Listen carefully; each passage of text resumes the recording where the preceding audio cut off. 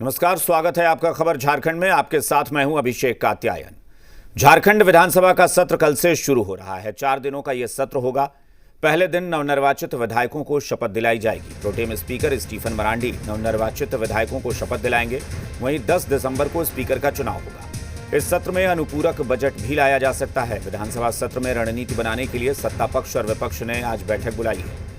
India घटक दलों की बैठक दोपहर बाद 3 बजे से मुख्यमंत्री के आवास पर होगी। वहीं बीजेपी की बैठक प्रदेश कार्यालय में शाम 7 बजे से होगी। आज आजसू ने भी अपनी बैठक पार्टी की बुलाई है।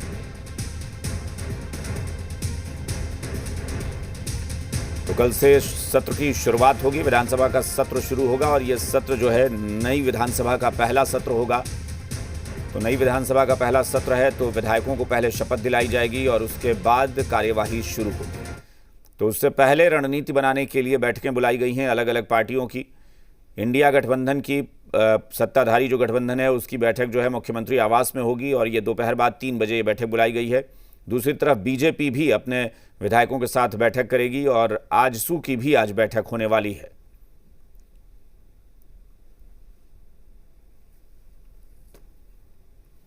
और इस वक्त रांची से जी मीडिया संवाददाता चंदन हमारे साथ जुड़े हैं। सीधा रुख करेंगे रांची का। चंदन, चूंकि पहले इंडिया गठबंधन की बात हुई, अब बीजेपी और आजसू के बारे में भी खबर है कि वो भी अपनी बैठक करने वाली हैं। तो चूंकि कल से सत्र शुरू हो रहा है तो रणनीति बनेगी। क्या जानकारी मिल रही है तमाम ये अलग अलग पार्टियों से और खेमे से? देखिए, 9 तारीख से झारखंड विधानसभा का सत्र शुरू हो रहा है और सत्र में पहले 2 दिन जितने नवनिर्वाचित विधायक आए हैं उन सभी विधायकों का पहले शपथ ग्रहण होगा। उसके बाद सदन में आगे की कार्रवाई शुरू होगी। राज्य सरकार अपना अनुपूरक बजट पेश करेगी, राज्यपाल का अभिभाषण होना है, उस पर चर्चा होनी है। लेकिन उन सब यानी कि विधानसभा सत्र की जो रणनीति होगी, जो तैयारी होगी, उसको लेकर सत्ता पक्ष और विपक्ष दोनों तरफ से विधायक दल की बैठक बुलाई गई है। मुख्यमंत्री की अध्यक्षता में सत्ताधारी दल की बैठक होगी विधायकों की, जो इंडिया गठबंधन की बैठक है, और वो 3 बजे से मुख्यमंत्री आवास में बुलाई गई है। उस बैठक में जितने सत्ताधारी दल के विधायक मंत्री हैं सभी लोग शामिल होंगे और मुख्य रूप से विधानसभा सत्र की रणनीति पर ही चर्चा होगी कि किस तरह से सदन में रुख करना है। कुछ इसमें नए विधायक भी नवनिर्वाचित होकर पहली बार भी कुछ विधायक चुनकर आए हैं। उन तमाम विधायकों के सामने भी सदन को लेकर चर्चा होगी, सदन की रणनीति पे बातचीत होगी, सदन में कैसे रुख करना है, व्यवहार करना है, विपक्ष की चाल जिस तरह की होगी या विपक्ष जैसा भी आचरण करेगा उसके अनुरूप कैसे आक्रामकता के साथ जवाब देना है, तथ्यों के साथ जवाब देना है, वो तमाम मुद्दे इंडिया गठबंधन की बैठक जो विधायक दल की होगी उसमें रणनीति बनेगी और उसके अनुरूप सदन में जो सत्ताधारी दल के विधायक हैं वो दिखेंगे भी। चंदन, ये अब अगर सियासी रिकॉर्ड पूरा देखें, ट्रैक रिकॉर्ड, तो ये जरूर रहता है कि जब भी नई विधानसभा का गठन होता है, नई सरकार बनती है, उसके बाद जो पहला सत्र होता है उसमें वो तमाम मुद्दे सदन के अंदर फिर से उठते हैं जो चुनाव के दौरान उठे होते हैं। भले ही उनका परिणाम जो रहा हो, बीजेपी ने जो मुद्दे उठाए उनका परिणाम चुनाव में उसके पक्ष में भले ही ना गया हो, या सत्ता पक्ष ने जो मुद्दे उठाए वो मुद्दे सदन में भी उठते हैं। तो क्या ये माना जाए कि बीजेपी जो बार बार कह रही है कि हमारे जो मुद्दे थे, चाहे वो घुसपैठ एक बड़ा मुद्दा जिसको बीजेपी ने खूब चुनाव में जोर शोर से उठाया, वो सारी चीजें फिर सदन में हंगामे का कारण बन सकती हैं? क्योंकि ये अब तक का ये ट्रैक रिकॉर्ड रहा है कि चुनाव के बाद जो पहला सत्र होता है उसमें वो सारे मुद्दे फिर से हंगामा करते हैं। बिल्कुल, बहुत स्वाभाविक है कि सदन की कार्रवाई जब शुरू होगी तो जो मुद्दे रहे हैं चुनाव के दौरान, चाहे वो विपक्ष की तरफ से उछाले गए, सत्ताधारी दल की तरफ से उसका पलटवार किया गया, कमोबेश या कहें आमतौर पर वो मुद्दे सदन में सुनाई देते हैं। और चाहे बांग्लादेशी घुसपैठ का मुद्दा हो या आम मुद्दा हो, उसको बीजेपी ने अभी भी समाप्त नहीं किया, छोड़ा नहीं है। बीजेपी की तरफ से स्पष्ट किया गया है कि बांग्लादेशी घुसपैठ के मामले को वो जन जन तक ले जाएंगे, खास करके संथाल के लोगों के बीच ले जाएंगे। तो वो एक मुद्दा है।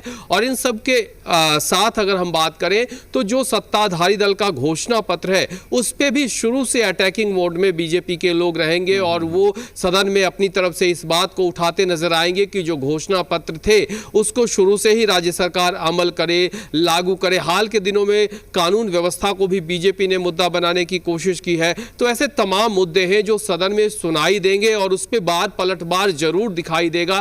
पहले 2 दिन तो विधायकों के शपथ ग्रहण में समय जाएगा, लेकिन उसके बाद 2 दिनों का जो वक्त होगा उसमें सदन में आक्रामकता दिखेगी।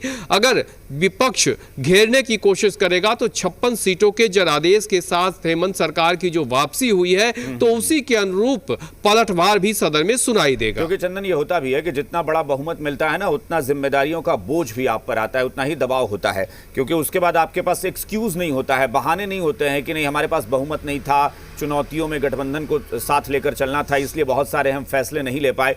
सरकार ने बड़े पैमाने पर रोजगार का वादा किया है, जिसको विपक्ष लगातार, बीजेपी इसको भी भुनाने की कोशिश करती रही चुनाव में कि रोजगार नहीं दिया गया, लेकिन इस बार हेमंत सोरेन ने मुख्यमंत्री बनते ही तुरंत रोजगार के बारे में काफी कुछ पहली ही कैबिनेट मीटिंग के बाद कह दिया था। तो ये सारी चीजें भी सत्ता पक्ष पर एक दबाव होगा कि इस बार आपको काम करना है, बड़े बहुमत के साथ आए हैं।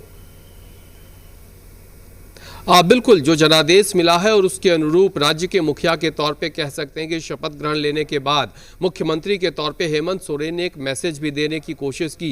पहली ही कैबिनेट की बैठक के बाद एक तरह के सांकेतिक तौर पे जो नियुक्ति पत्र दिया अग्निवीर के जो शहीद अग्निवीर थे उनके परिजनों को, तो इस तरह से ये दिखाने की कोशिश है कि राज्य सरकार हर मुद्दे पर संजीदा है, चाहे वो रोजगार का मुद्दा हो या फिर अन्य मामले हैं। और उसके अनुरूप ये कोशिश या फिर सत्ता पक्ष की तरफ से बार बार ये मैसेज भी आ रहा है। जिस तरह से मंत्रियों का शपथ ग्रहण हुआ, उसके बाद जो पहली कैबिनेट की बैठक हुई उसमें मुख्यमंत्री ने तमाम मंत्रियों को जो अपनी तरफ से 17 पॉइंट वाले गाइडलाइंस दिए हैं, मंत्रियों को कहा है कि पहले 2 महीने तक जिले तक जाएं, बैठक करें और एक एक बिंदु की जानकारी हासिल करें, उसके अनुरूप कार्य योजना तैयार करें, कहाँ योजनाओं के इम्प्लीमेंटेशन में दिक्कत आ रही है उसको जाने, उसका समाधान ढूंढें।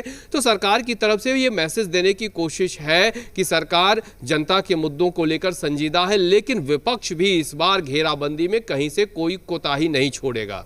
बिल्कुल चंदन, आजसू का क्या स्टैंड होगा? एक चीज और सवाल है कि सदन के भीतर ये जो चुनाव में हार के बाद एनडीए में कहा जा रहा है कड़वाहट, हालांकि बीजेपी और आजसू दोनों का कहना है कि नहीं ऐसी कोई बात नहीं है, वो एक बयानबाजी, अगर कुछ हो रही है तो कुछ लोग कर रहे हैं। क्या गठबंधन के तौर पर यह सदन के भीतर दिखेंगे अच्छे से, या कहीं लग रहा है कि बिखराव वाली स्थिति है?